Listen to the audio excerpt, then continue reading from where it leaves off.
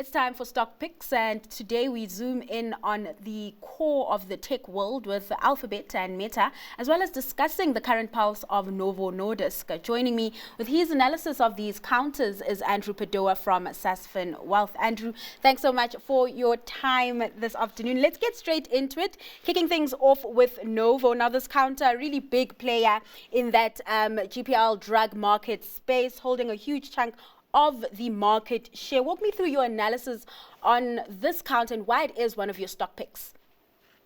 Sure. Well, firstly, thanks for having me on the show and Tailing. So Novo Nordisk and Eli Lilly are basically the two companies in the world that have these GLP-1 drugs. So these are the obesity drugs where people can basically inject themselves with these drugs with minimal side effects, and they've been losing up to 20% of their body weight. Obesity is a massive issue in the world. And these guys are basically solving it. Novo Nordisk has had a very long history. They've been basically in that insulin space for 100 years. So a lot of the diabetics who are listening to this, I'm sure they've heard of Novo Nordisk. Yeah. During this process, probably about 20 years ago or so ago, they kind of discovered that some of these drugs were actually assisting with weight loss. And they thought, we need to do some homework here and figure out what's going on. And kind of here we are today with these GLP-1 drugs. So at the moment, Novo Nordisk, it's an injection. It's not an oral tablet, but they are probably a good couple of years ahead of everybody else to work on the oral form of this medication. Because if you can solve for the oral tablet, then your total addressable market is going to be much, much, much bigger, because not everyone can kind of use that insulin pen. If we look at valuations from Novo Nordisk, no, they've come down a lot. Forward PEs, about a year ago, they were on 34, 35 times. And there's been a couple of issues in the company the last 12 months when it comes to supply. Maybe the results didn't hit as well as everybody expected in the markets. So there's been a sharp decline in their forward PE. There's been a massive re-rating. So they're on a forward PE of close to 16 times. And for a company that's growing revenue, growing cash flow at 20% a year with such high quality like Novo Nordisk, I think is a very interesting business. And why Novo over Eli, right? I would perhaps say that Eli could possibly have an edge at the moment, considering how far they are with, the clinical tests of their oral pills at the moment. So I think it comes down to valuation. Okay. Novo Nordisk on a forward PE of 16. Eli Lilly is more than double. I can't remember offhand what the forward PE of Eli Lilly is, but it is substantially more expensive. So I'm looking at it it's not just about how great the company is, it's how great it is compared to what you pay. The valuations, kind of what the expectations are that are priced in. And I think the expectations for Novo Nordisk right now are quite low, given it's re-rating from a forward 34, 35 to a forward PE of 16. And are you concerned about, potential tariffs that could come through? Because Trump has threatened of those farmer-targeted tariffs before. Yes. I think that is a risk, and I think that's why you've seen part of the re-rating. So I would argue that a lot of these kind of concerns that the market sees are priced into Novo on a forward PE of 16 times. Let's move over to your second pick, which is Alphabet. That company recently out with results, posting an upbeat first quarter numbers. Revenue and profits were higher. Your analysis on those numbers, Andrew? Yeah, sure. So I think we all know Alphabet, Google, but Alphabet's more than just Google now. Obviously, Google's got a bit of competition with ChatGPT, and we can touch on that shortly. Yeah. But, Alphabet is Google, it's YouTube, it's Gmail, it's Android, it's Chrome, it's Google Cloud, which is growing at 30% a year. You've also got Waymo, which did a deal with Toyota last week. So this whole autonomous vehicle space, they're taking Tesla head on there. And so I think Alphabet as a phenomenal business with a lot of amazing businesses under the hood that I don't think get enough credit. If we look at YouTube, for example, YouTube as a standalone business from a revenue perspective is almost the same as Netflix as a standalone business. So there's a lot of great things going on in Alphabet. Yes, there are risks with ChatGPT.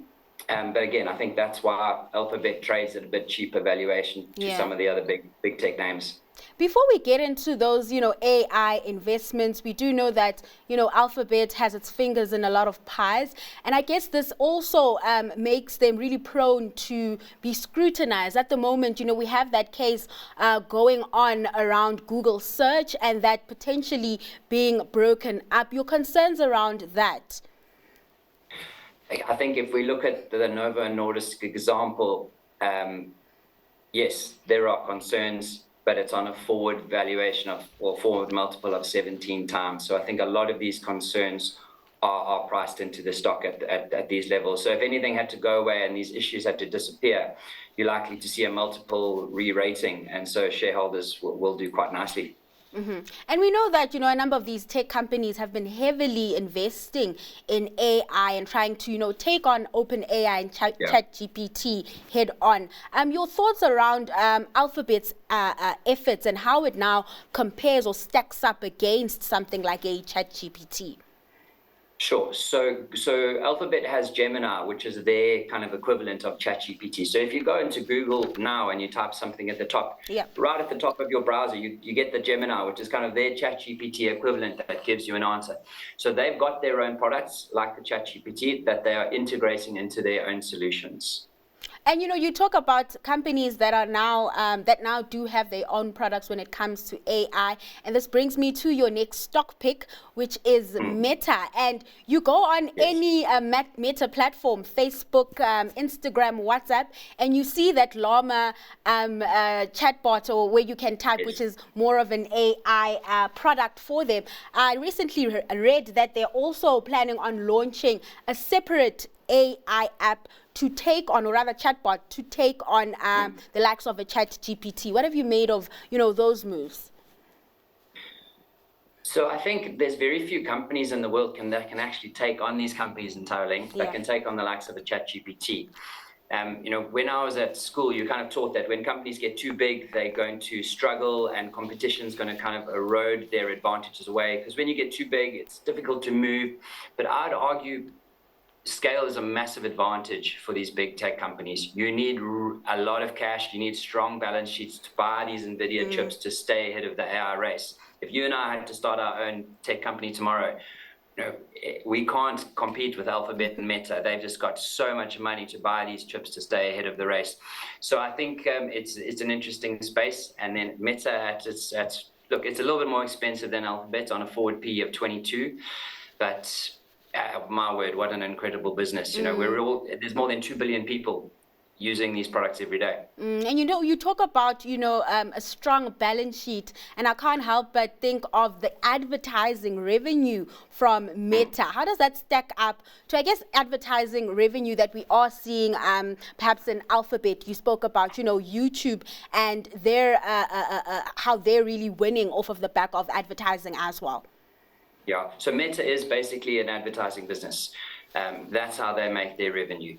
If we look at, like I said, they've got their 2 billion daily active or monthly active users. Yeah, it's just an incredible business at its forward PE of 22. The other thing also in Towling is, if we look at WhatsApp, they haven't monetized it. Yeah. We're all using WhatsApp every single day, but that's one lever they've still got to pull to bring in the cash for the business. So there's still a few levers to pull for Meta as a business. Andrew, thanks so much for your time and just sharing your analysis on some of your fave counters. That was Andrew Padoa from Sasfin Wealth.